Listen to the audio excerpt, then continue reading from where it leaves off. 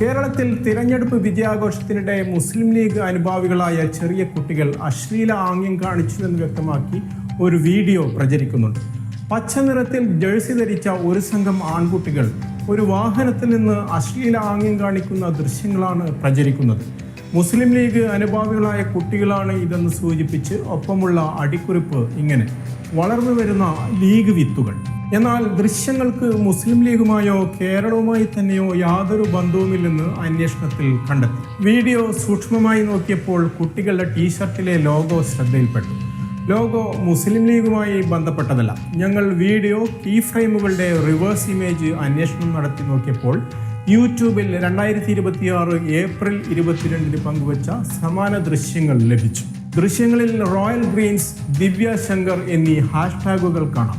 ഈ സൂചന ഉപയോഗിച്ച് കൂടുതൽ തിരഞ്ഞപ്പോൾ ഇവ ഒഡീഷയിലെ 2 മ്യൂസിക് ബാൻഡുകളാണെന്നും ഇവരുടെ DJ സംഗീത മത്സര പരിപാടിയിലെ ദൃശ്യങ്ങളാണിതെന്നും വ്യക്തമായി.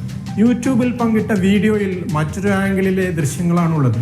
ബീഹാറിലെ കുട്ടികളുടേതെന്ന തരത്തിൽ ഇതേ വീഡിയോ പ്രചരിച്ചിരുന്നു.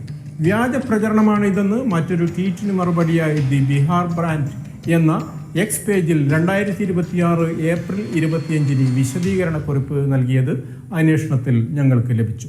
ദൃശ്യങ്ങൾ യഥാർത്ഥത്തിൽ ഒഡീഷയിൽ നിന്നുള്ളതാണെന്ന് കുറിപ്പിലുണ്ട്.